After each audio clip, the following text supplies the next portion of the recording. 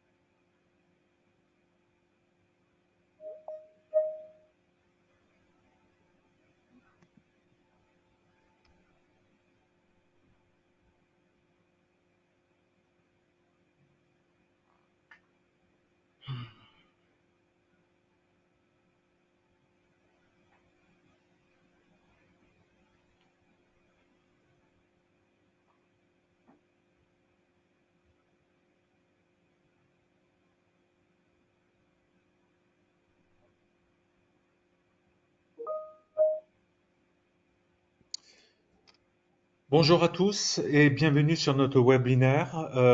Nous allons évoquer aujourd'hui les nouveautés résidentielles de Fusion Solar, Huawei, les nouveautés 2024.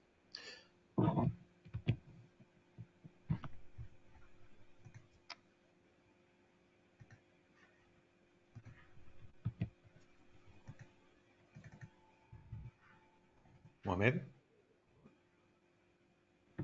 Alors, aujourd'hui, on va évoquer plusieurs points. Déjà, dans un premier temps, nous allons faire une présentation de Green Power Technology. Et ensuite, mon collègue Mohamed Sen va vous expliquer le contexte actuel au niveau de l'autoconsommation, des évolutions tarifaires et des avantages batterie. Ensuite, nous allons vous présenter le roadmap des produits résidentiels Fusion Solar. Et enfin, nous évoquerons ensemble les fonctionnalités des produits. Alors, pour toutes les questions que vous aurez à poser, si vous pouvez les poser sur le chat directement et nous reviendrons dessus en fin de présentation.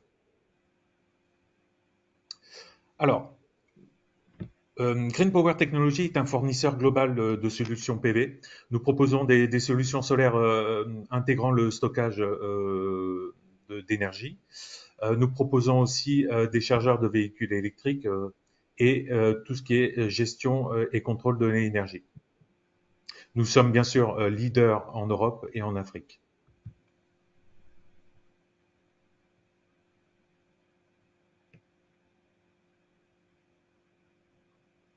Alors, Green Power Technology a été fondé en 2009 et on est devenu VAP officiel de Huawei depuis 2014. VAP, ça veut dire quoi? Ça veut dire que nous sommes partenaires haute valeur ajoutée de Huawei. Nous sommes le premier partenaire en Europe et nous sommes présents en France, en Espagne, Portugal, Belgique et Afrique. Nous sommes actuellement dans toutes les filiales 75 collaborateurs et nous détenons en ce moment plus de 500 clients actifs, que ce soit des clients de la distribution ou des clients grands comptes. Nous avons déployé depuis 2016 6,3 gigawatts sur les différents marchés.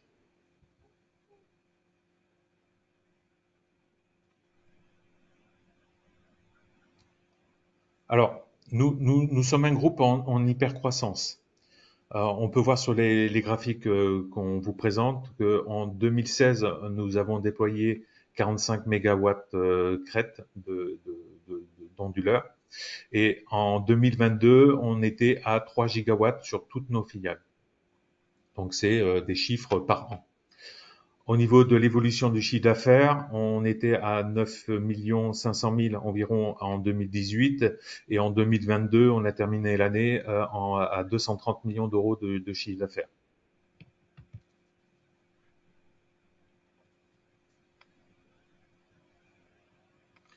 Alors, pourquoi choisir Green Power Technology?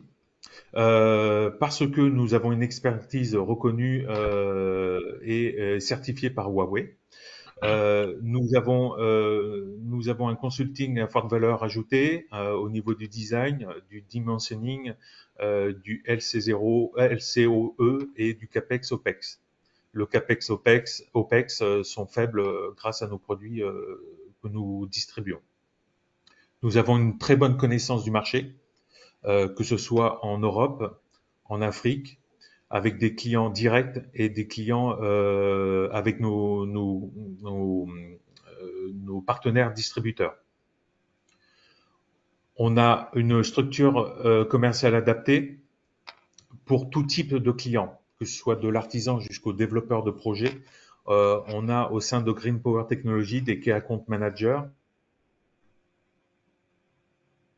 un réseau de distribution, un très gros réseau de distribution, des business développeurs et on est tous multilingues. Au niveau approvisionnement, on peut vous proposer des livraisons en 48 heures, entre 48 heures et 72 heures. Et nous avons un stock constant dans nos entrepôts de Mayenne. On a plus de 500 mégawatts de stock. Et au niveau du service, on propose un service de proximité et certifié par Huawei. Donc des équipes pour toute intervention à distance et sur site.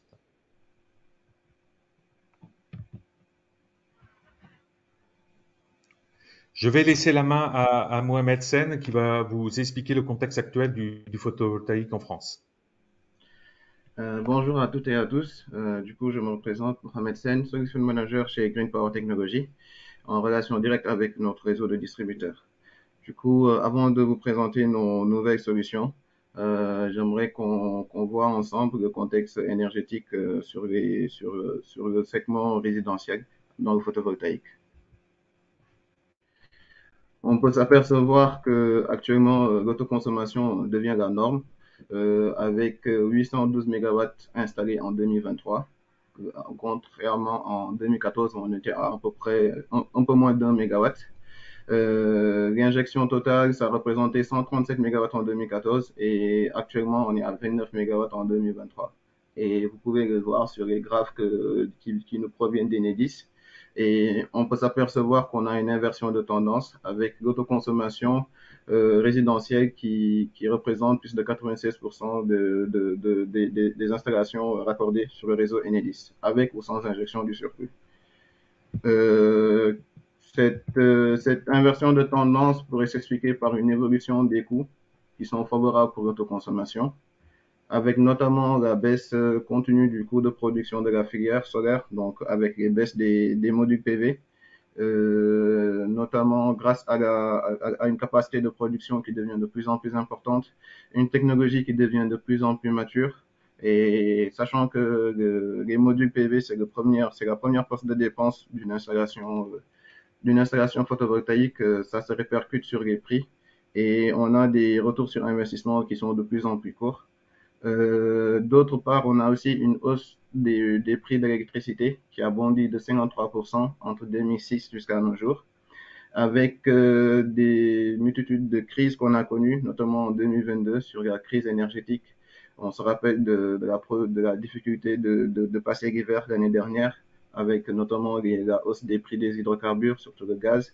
Et puis, plus récemment, on a vu l'annonce du ministre des Finances qui annonce que voilà, il y aura une hausse en moyenne de 10% sur le segment résidentiel. Donc, tout cela pour dire que cette tendance de hausse des coûts, cela va continuer. Et on peut le voir sur cette courbe avec un coût de production photovoltaïque qui continue progressivement, contrairement au prix de l'électricité, qui ne cesse d'augmenter. Et puis, on tend vers la parité réseau. Donc, actuellement, le secteur photovoltaïque devient de plus en plus compétitif. Et en autoconsommation, le prix du kilowattheure produit est égal au prix du kilowattheure acheté sur le réseau. Et si on se projette dans le futur, on peut facilement comprendre qu'il sera plus cher d'acheter sur le réseau que de produire son PV.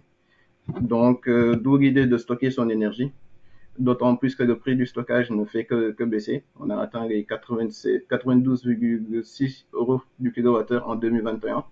On a aussi l'arrivée de la technologie LFP, donc lithium fer phosphate, qui est plus sûr, plus fiable, avec une durée de vie plus longue, donc plus adaptée au segment résidentiel. Et cela se traduit aussi sur les courbes d'Enedis. On voit qu'en 2023, on a atteint 14 MW du parc qui est avec des installations PRV qui sont avec stockage. On peut aussi rajouter les tarifs de rachat du surplus d'énergie qui sont moins intéressants. Actuellement, en moyenne, on est à environ 13 centimes du kilowattheure contre pour une installation inférieure ou égale à 9 kW. En bref, donc on peut dire que l'autoconsommation connaît un boom et devient de plus en plus intéressante devant l'injection totale. Les installations photovoltaïques résidentielles deviennent de plus en plus rentables et il est plus intéressant de stocker son énergie produite que de la vendre. Et le rapport de l'ADEME de 2020 nous confirme sur ces propos. Du coup, en 2024, Huawei a décidé de renforcer sa gamme résidentielle avec notamment deux nouveaux onduleurs, les onduleurs 52008 et 10 KTL XC0 monophasé et le 52012 à 25 KTL MB0 triphasé. On a aussi des nouvelles batteries, la Luna 2000 S14 S1 de 7, 14 et 21 kWh. Et aussi, en cas de coupure réseau, Huawei a développé la Smart Guard qui pourra, de 63 ampères qui pourra secourir toute votre maison. Et enfin, on a aussi une nouvelle assistance de management de l'énergie, EMA, qui pourra piloter vos charges et gérer toute votre domotique de votre maison. J'aimerais préciser que la gamme actuelle sera toujours sur le marché. Donc, les onduleurs L1, M1, M5, M3. Et quant aux nouveaux onduleurs qui vont arriver, donc ce sera les onduleurs les plus puissants et qui seront pour le secteur résidentiel. On va monter en puissance pour le monophasé et passer de 6 à 10 kW.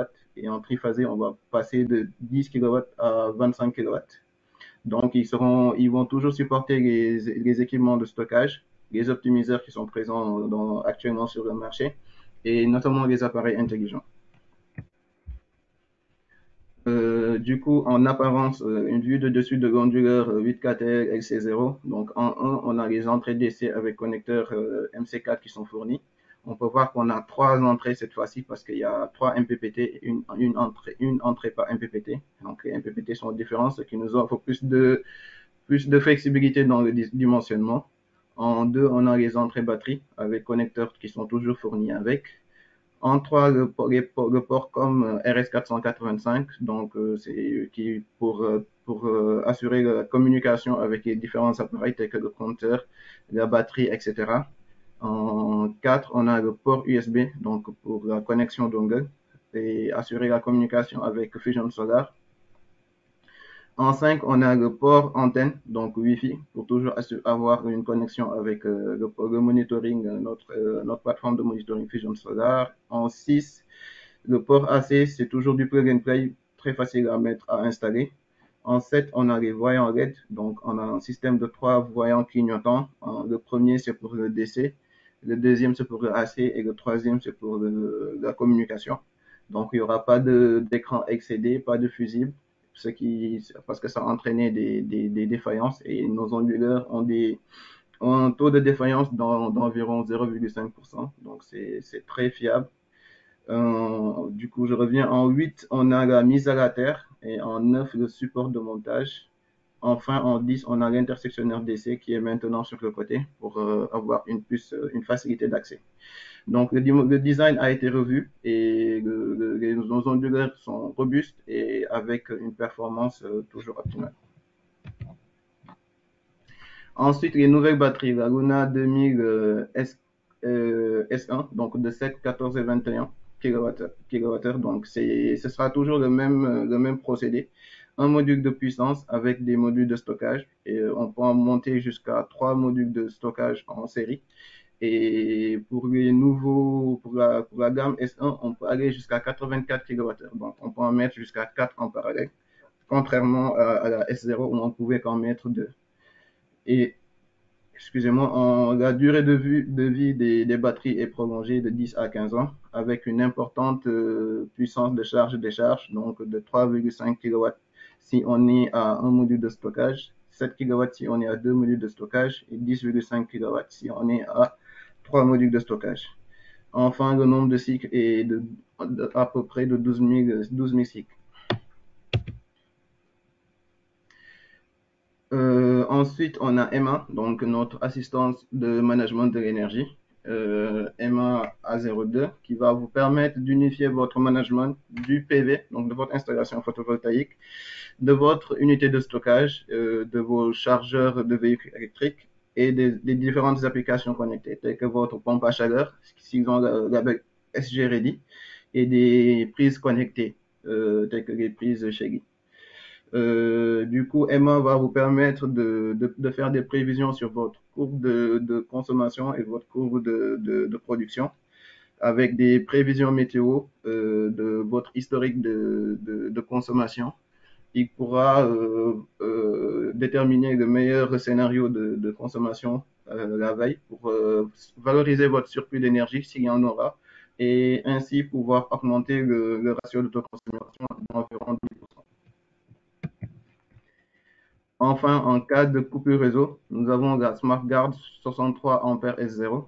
Donc, ce sera notre solution pour faire du backup. Donc, contrairement à notre backup, à la backup B0, B1, où on devait définir au préalable les charges critiques, grâce à la SmartGuard, on pourra secourir la maison tout en entière.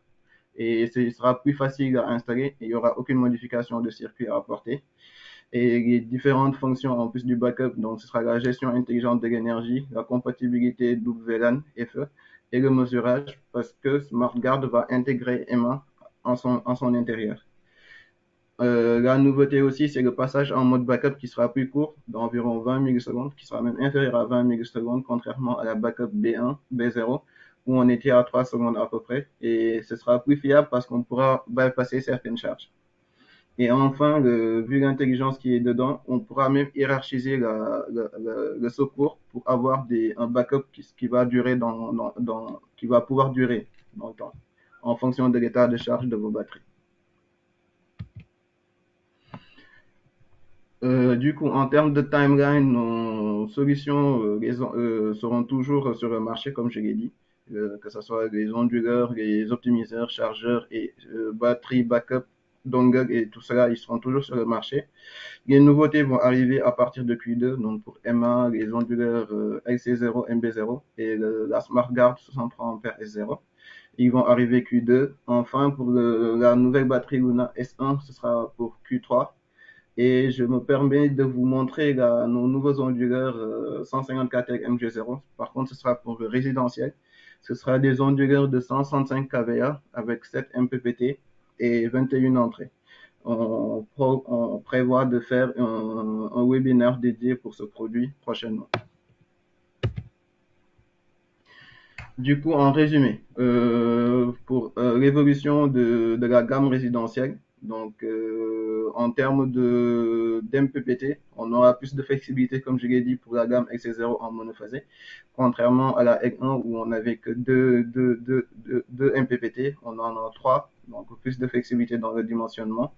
Et pour le triphasé, on a le MB0 va avoir 2 MPPT et 2 entrées par MPPT, donc 4 entrées au total. Donc encore plus de flexibilité dans le dimensionnement, contrairement à la M1 où on n'en a que 2 MPPT et une entrée par MPPT.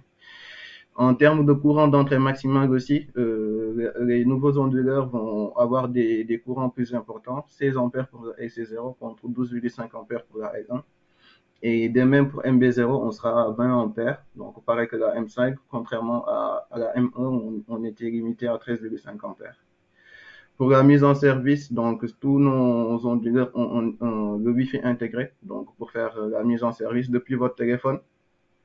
Et pour la communication, pour les monophasés, vous aurez toujours un second Wi-Fi qui sera intégré et qui va permettre d'assurer la communication avec Fusion Solar, notre plateforme de monitoring. Et vous aurez en option la possibilité de rajouter un dongle, soit en 4G, soit en WLAN FE, donc en face Ethernet. Et actuellement, prochainement, on va dire, vous aurez la possibilité d'inclure M1 pour assurer la communication. Et pour le triphasé, vous aurez pour le M1, donc le dongle WLAN qui sera livré avec, et vous aurez la possibilité de rajouter un dongle 4G ou M1. Et pour MB0 et M5, vous n'avez pas le dongle qui sera livré avec, mais vous pouvez toujours l'ajouter ou en 4G ou M1. En termes de protection, donc l'AFCI sera toujours intégré sur tous nos onduleurs et la PID Recovery, par contre, ne sera que pour les onduleurs triphasés. Donc M1, MB0, M5. Vous ne l'aurez pas sur la gamme monophasée parce que les tensions induites, les tensions mises en jeu n'induisent pas le phénomène PID. En termes de backup, donc, comme je l'ai dit, la Smart Guard, ce sera que pour du monophasé, donc jusqu'à 103 ampères, ce qui équivaut à une puissance de 10 kVA. Et puis, on a aussi toujours la Backup Box B0 qui sera disponible pour le monophasé et la Backup Box B1 pour le triphasé. Enfin, pour MB0 et M5, vous n'aurez pas de possibilité de rajouter du backup. Et pour finir, les optimiseurs 450 et 600 watts sont toujours disponibles et sont compatibles à tous nos onduleurs. Et les batteries, donc S0 et S1, seront disponibles à tous nos onduleurs hybrides, donc MB0, M1, XC0 et L1. Contrairement à la M5, qui est un onduleur uniquement PV, lui ne sera pas pris en charge avec la possibilité de rajouter des batteries. Mais vous pouvez toujours faire un mix, un mélange de gamme, donc M5 avec d'autres onduleurs hybrides. Et dans ce cas de figure, vous pourrez rajouter de la batterie.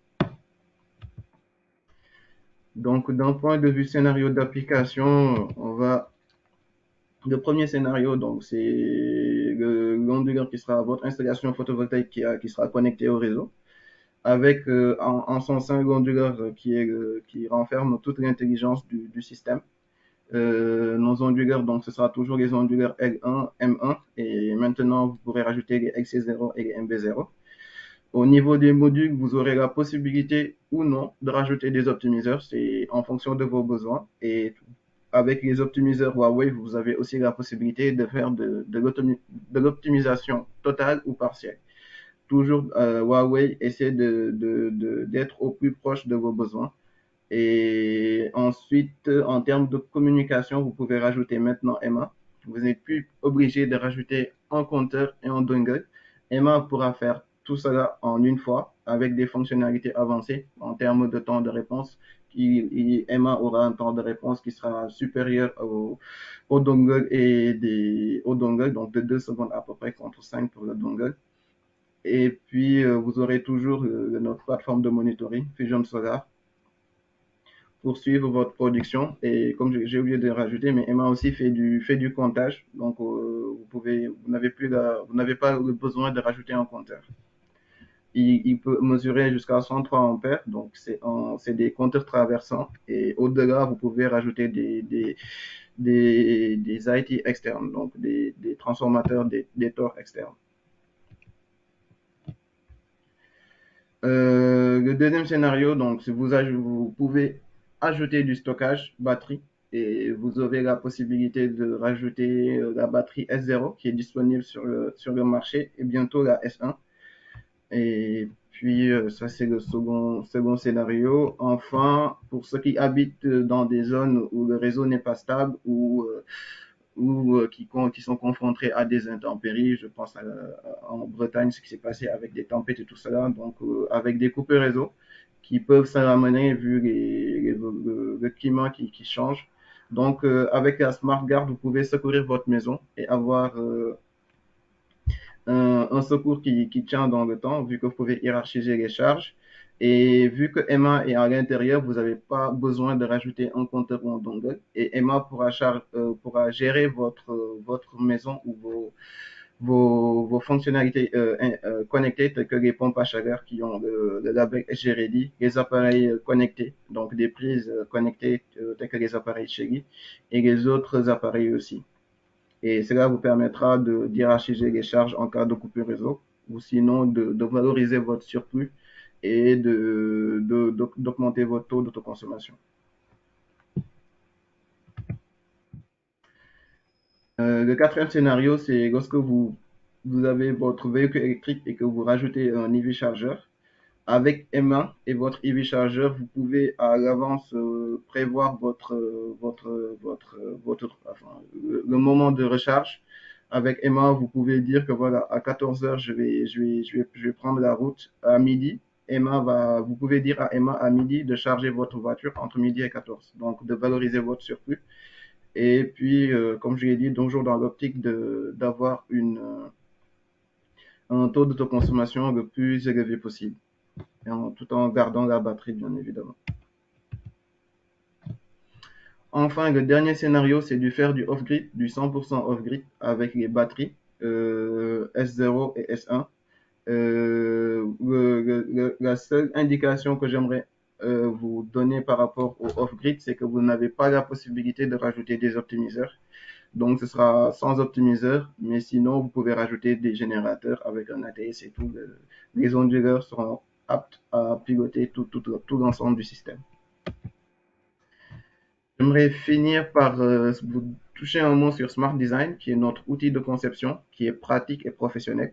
Donc, il va vous permettre de définir votre entrée cible par vue satellite, donc être plus précis, de modéliser, faire une modélisation 3D de votre installation, rajouter des cheminées et tout. Vous pouvez faire une implantation et une conception électrique automatique. Et au finish, vous aurez une analyse technico-économique et vous pouvez même comparer des différents scénarios et vous pouvez les présenter à vos clients. Je vais passer la main à mon collègue qui va vous conclure sur les nouvelles solutions de Huawei.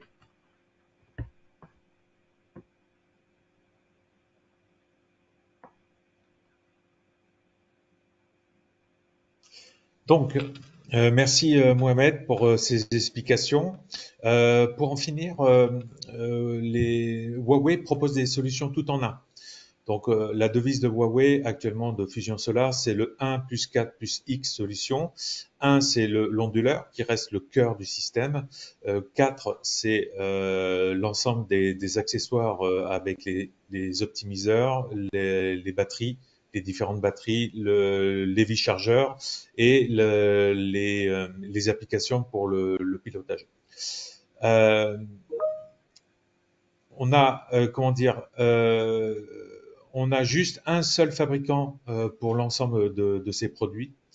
On a juste une seule solution pour l'ensemble des scénarios et on a un seul et unique service pour l'ensemble des clients.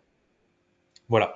Je voulais savoir si vous avez des questions, vous pouvez les noter sur le chat et on va essayer de vous répondre aujourd'hui ou ultérieurement par mail. Donc, si vous avez des questions, vous allez dans le chat en haut, la petite fenêtre pour pouvoir activer le chat et nous poser des questions.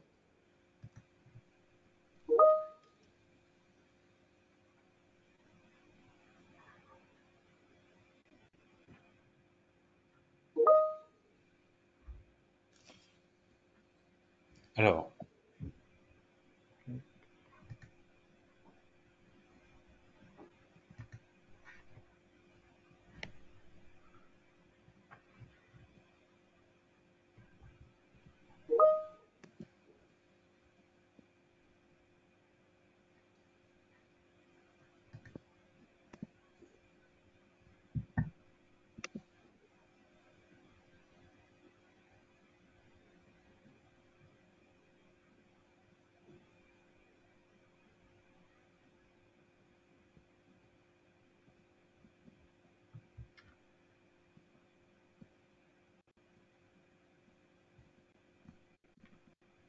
Denis, est-ce que tu vois les questions? Ah oui, ok, c'est bon. D'accord. Pour les présentations, oui, on vous les enverra par la suite. Pour le off-grid, exactement, vous n'avez pas la possibilité de rajouter des optimiseurs. Et pour la disponibilité, c'est comme je l'ai mis sur le timeline, c'est à partir de Q2 2024 pour le... hop, je vais y revenir.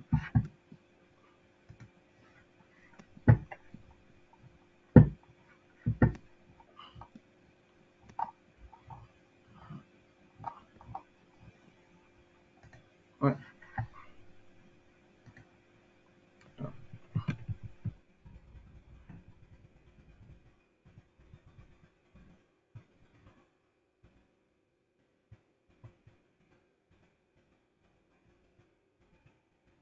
Alors, pour les disponibilités, donc pour les onduleurs LC0, MB0, euh, SmartGuard et EMA, ils seront disponibles à partir de Q2 2024. Et pour la batterie Luna, ce sera à partir de Q3.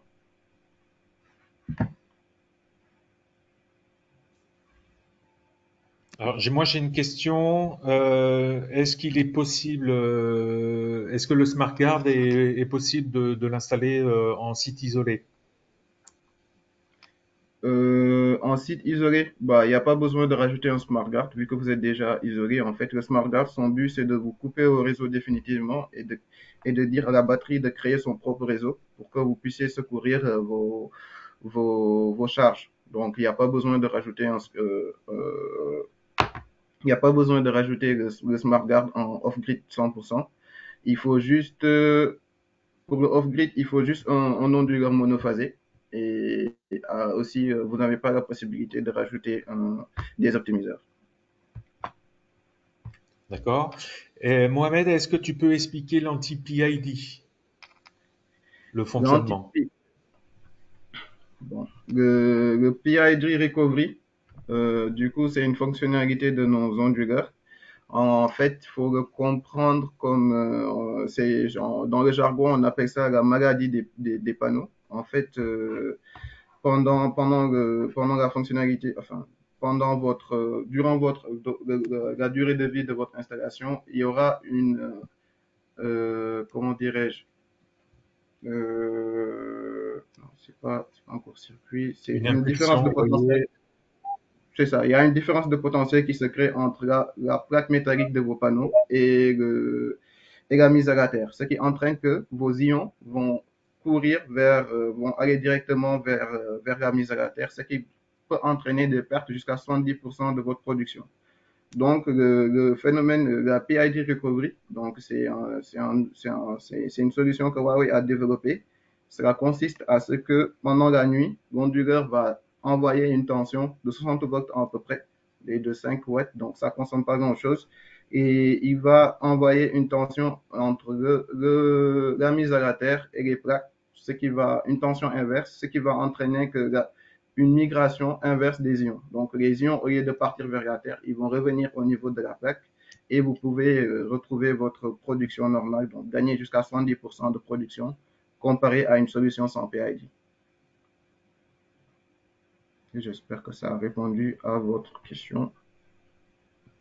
T'en as d'autres, Denis, parce que moi, j'en vois Alors, pas. il y a une question, c'est est-ce qu'une wallbox peut être installée séparément sans PV, sans photovoltaïque? Une wallbox. Un EV chargeur. Est-ce que tu as la réponse ou pas? Ah, un chargeur. Ah, ok, le chargeur wallbox. Oui, oui, oui. Oui, ça peut être installé séparément, sans PV. D'accord. Ouais. Ok. Bon. Moi, j'ai pas trop d'autres questions.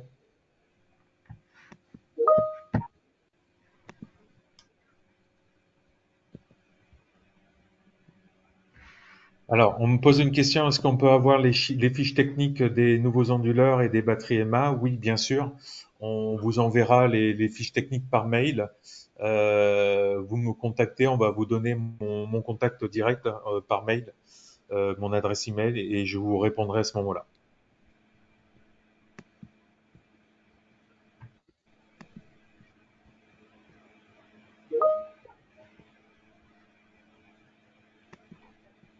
Alors, j'ai une autre question, c'est est-ce que vous avez des personnes en région pour échanger avec nous?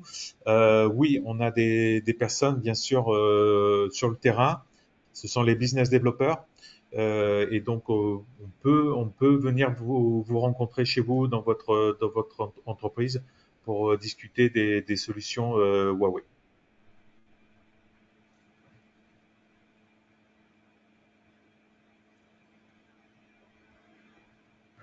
Mohamed, j'ai une question par rapport aux avantages d'utiliser un onduleur centralisé par rapport au micro-onduleur. Est-ce que tu connais les différences? Oui, t'avais fait une presse là-dessus, non, Denis? Alors, on répondra à cette question ultérieurement, voire même en direct avec l'entreprise. Ouais, je peux y répondre. En fait, la principale différence, c'est que pour une installation en termes économiques, je parle bien, en termes d'économie, une installation qui est inférieure à 3 kW, au-delà d'une installation qui est supérieure à 3 kW, il vaut mieux ajouter, il vaut mieux utiliser un onduleur centralisé, donc un onduleur avec multi-MPPT. Au, au-delà de 3 kW. Et l'autre avantage, c'est que nos onduleurs sont des onduleurs hybrides. Donc, vous pouvez rajouter directement une batterie, donc en couplage DC-DC. Et contrairement à un micro-onduleur où vous serez obligé de rajouter, d'utiliser un autre onduleur, donc des onduleurs batterie, et rajouter encore une étape de conversion en plus, donc des pertes supplémentaires. Les onduleurs hybrides de Huawei prennent en charge cela directement, donc on a une optimisation sur cette partie. D'accord. Merci.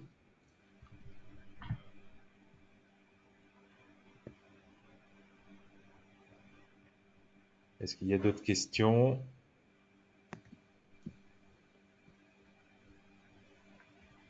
Alors, nous avons une question, c'est nous avons des modules avec des intensités supérieures à 12,5 ampères sur le marché. Est-ce qu'il est prévu une gamme mono jusqu'à 6 kVA avec des intensités supérieures à 12,5 ampères? Alors, je crois que je vais Bonjour, laisser Ahmed Kamoun répondre à cette question. merci, merci Denis, bonjour tout le monde, je me présente, je suis Ahmed Kamoun, je suis le directeur technique de Green Power Technology. Euh, Premièrement, merci pour votre assistance à ce webinaire. Du coup, je voulais juste ajouter pour la partie micro-ondulaire. Aujourd'hui, on trouve les micro-ondulaires principalement en France. Pour la simple raison, la facilité d'installation, ça c'est sûr, mais ça reste toujours une technologie plus chère. Et aujourd'hui, personnellement, je trouve que c'est une technologie, entre parenthèses, morte et elle va mourir très bientôt, puisqu'on parle aujourd'hui principalement du stockage. Donc, dans les années à venir, on va plus parler PV sans stockage. Et du coup, la technologie micro-ondulaire est limitée au niveau technologique. C'est-à-dire, aujourd'hui, si on a une installation avec micro-onduleur et on veut bien ajouter une batterie, on devrait ajouter un autre onduleur chargeur comme Huawei par exemple ou autre, et avoir une double conversion, voire triple conversion DC AC, panneau AC, après AC batterie et batterie AC. Du coup, au niveau perte d'énergie, c'est énorme. On parle près de perte de 15% supplémentaire, 10% on va dire supplémentaire. Et l'investissement va être vraiment conséquent. C'est un double investissement. Donc réellement, aujourd'hui, les micro-onduleurs, à mon avis, c'est une technologie qui va mourir très bientôt. C'est sûr, il y a la facilité, on parle aussi plusieurs avantages, mais réellement, tous les avantages quand on parle des micro-onduleurs, on peut le faire avec Huawei, avec 100%, avec 100% optimiseur. Et j'insiste aussi des optimiseurs, c'est une très belle technologie, mais ça reste chez nous une technologie, une technologie optionnelle. C'est-à-dire on peut avoir une installation sans optimiseur si on n'a pas besoin d'optimiseur, et une installation avec optimiseur, que ce soit en full, que ce soit en partiel. Donc voilà, juste je voulais ajouter ce point-là. Que je continue à répondre aussi, je profite pour la partie courant. Bon, on est aujourd'hui à 12,5. La majorité des modules, on est à 13 ampères, 13,5 en MPP. Et on est plus, on est 15 ou 16, ça dépend du module. Je vais prendre juste un petit exemple. Aujourd'hui, si on est si on est sur un ratio DC-AC de 1.2, c'est-à-dire d'énergie DC PV et, et 20% plus d'énergie AC de l'onduleur, on estime les pertes entre 0,5 et 1% pour 20% de plus. C'est le même phénomène au niveau DC. C'est-à-dire aujourd'hui, il n'y a aucun problème pour l'onduleur, c'est juste un décalage au point pp. Donc, même si on a un module MPP qui est 20% plus fort en courant que les 2,5, on aura 0,5% de perte, voire 1% maximum. Mais 0,5 en général, en général, on est aux alentours de 0,5. Donc, du coup, si on dépasse de 0,5 ampères ou 1 ampère en MPP, car ça reste le point MPP, il faut avoir les 1000 watts par mètre carré, les 25 degrés au niveau du panneau. Donc, vraiment, c'est une seconde par an pour avoir vraiment la puissance maximale d'un panneau. Donc, vraiment, pour 0,5 ampères, les pertes sont 0,001. On ne peut pas estimer exactement, mais on est en 0,01, 0,02%. Donc, c'est vraiment nul. C'est vraiment zéro. Donc, aujourd'hui, on estime qu'on n'a pas besoin vraiment pour ces modules-là. Par contre, si vous voulez utiliser des panneaux de 17 ampères, ce qui est rare pour le résidentiel et puis de puissance, en général, les modules à 17 ampères, comme Trina par exemple, on les utilise dans les grandes centrales. Si on veut utiliser ça dans les résidentiels, ça pose un problème. Mais réellement, on est compatible avec 12,5 ampères avec 99% des modules sur le marché. Merci beaucoup. Merci Merci à Ahmed. vous pour votre contribution. On a d'autres questions. Bonjour, quels sont les prix de la nouvelle batterie Luna S1? Alors pour l'instant, on peut pas vous donner cette information parce qu'elle n'est pas encore disponible. Mais quand le sera, vous connaîtrez, on vous informera des nouveaux prix. Euh, Est-ce que le chargeur véhicule électrique est homologué pour le marché français? Actuellement, non. Donc, elle est compatible et homologuée sur tous les marchés, tous les autres pays, sauf en France, à cause d'une norme du câble T2 qui doit passer en T2S. Donc là aussi, ils sont en train d'homologuer le chargeur véhicule électrique et il sera disponible courant 2024. Alors, serait-il possible d'avoir un enregistrement de ce webinaire? Bien sûr, on vous enverra un lien ou un fichier de l'enregistrement webinaire avec les contacts, avec mon contact éventuellement ou le contact de Mohamed pour la partie solution. Peut-on avoir un contact pour une proposition de design d'un système Huawei avec stockage pour le secteur CNI, donc le tertiaire, dans le cadre d'un AO, un appel d'offres?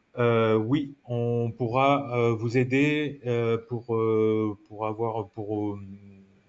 dimensionner votre système. Il faudra nous envoyer votre demande par mail et on prendra contact avec vous. Alors, pour toi, Mohamed, le Oui. Smart Guard peut-il assurer une alimentation back pour des scénarios triphasés? Non, comme je l'ai dit, le Smart Guard, ce sera juste pour des scénarios monophasés. Il ne peut pas faire du triphasé. Vous aurez toujours la Backup Box B1 qui pourra faire du triphasé. Avec, je précise quand même, les charges critiques doivent être strictement en monophasé.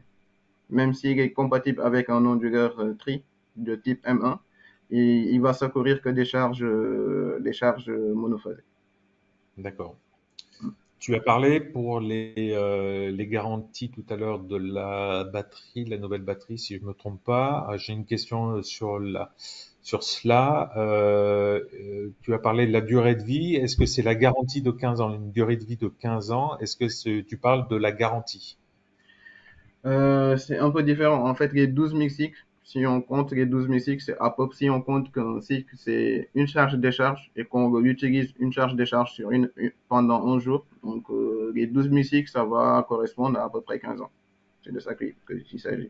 Après, pour les garanties, on n'a pas encore cette info, mais dès qu'on aura, on vous le dira. Ok. Alors, j'ai une question. Est-il possible d'avoir des formations assez complètes sur vos produits quand on est nouveau dans le domaine? Oui, on organise des formations chez nos partenaires distributeurs. Contactez-moi et je vous donnerai une date de formation près de chez vous. Voilà. Donc, pareil, vous aurez mes coordonnées dans le mail qu'on va vous envoyer par la suite. Voilà, par rapport aux questions, j'ai pas d'autres questions. Je suis en train de les.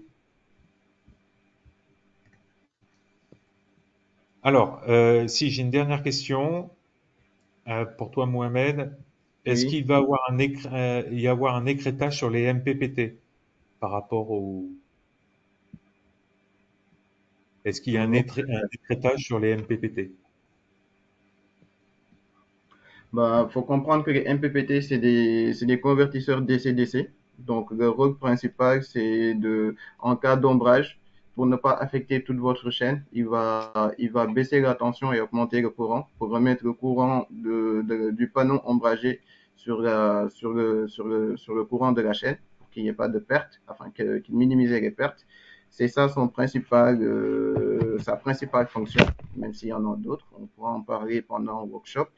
Mais non, il n'y a pas d'écrétage là-dessus. C'est un convertisseur DC-DC. D'accord. On va arrêter les questions. Les autres questions, on vous répondra par mail ou par téléphone. Donc, je vous remercie d'avoir participé à ce premier webinaire de 2024 et nous espérons vous revoir prochainement pour un prochain webinaire. Je suppose que ce sera soit sur le Smart Design 2.0 ou le nouvel onduleur 150 KTL. Voilà. Je vous remercie. À très bientôt. Merci Mohamed et à bientôt. Merci à vous.